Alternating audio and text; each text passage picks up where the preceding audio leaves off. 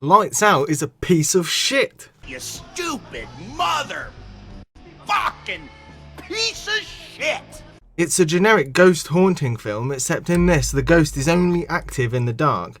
Turn the light on and it disappears. With that concept, you'd expect some creativity, right? Fucking nope! If you've seen my other videos, you'll know I have a general rule that a film shouldn't have more than 2 jump scares.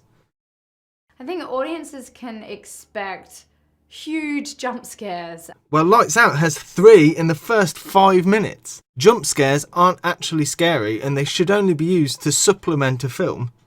Use them too much and it comes off as cheap and lazy. It's incredibly easy to do jump scares. Here, I'll show you.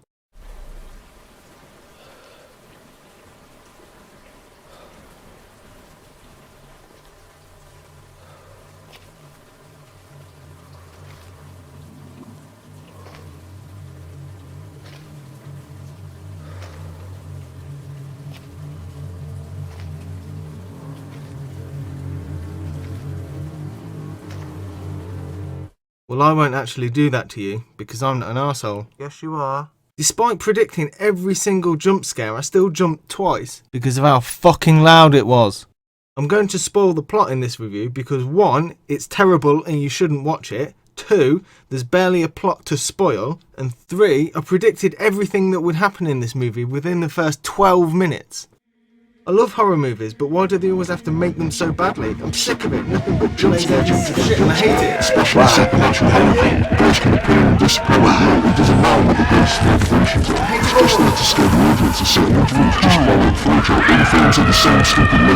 So the film starts, and we're introduced to the main character as she uses and manipulates her boyfriend. Oh wait, sorry, she tells him he's not her boyfriend. They're just friends, and she's been leading him on for 8 months. Then she goes to see her mother and spends 5 minutes moaning at her. Now that's a character I can really care about and root for.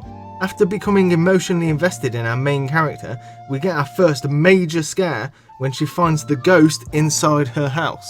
Now I bet you're terrified the ghost is trying to kill our beloved hero, right? Well, don't worry, the ghost is too busy carving "Diana was here" into the floor. Why is she carving her name? Couldn't she find something to write with? So we've established the ghost can't go into light. It's a great idea that they fail to use in any meaningful way. I had hoped that they would use creative ways to move the characters from one light source to the next, or have moving lights. You could even add a time limit by using candles that would eventually run out. But of course they don't do any of that and they go for the laziest, most predictable shots possible.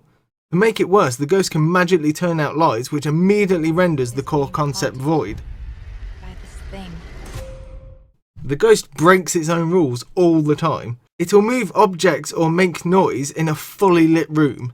Quite often the ghost grabs people out of the light and drags them into darkness. But that makes no sense. The ghost would have to enter the light to pull the person out of it.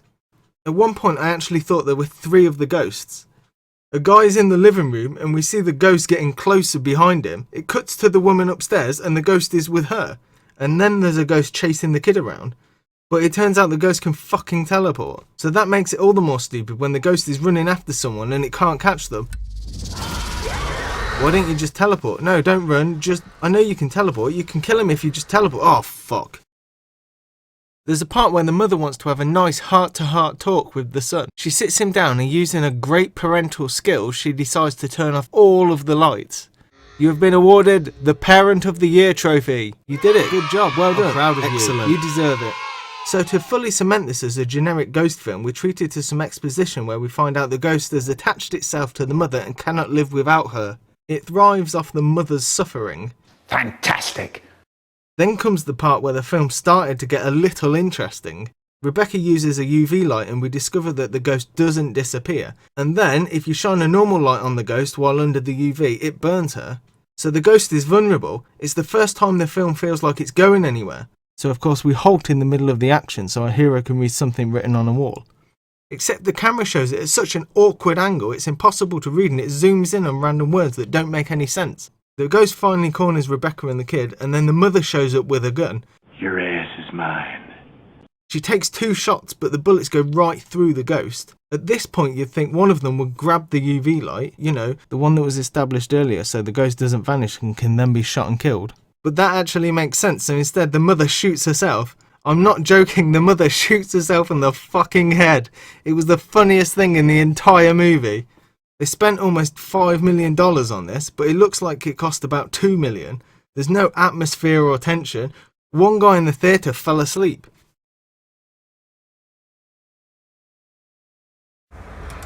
Rat shit. Maggots.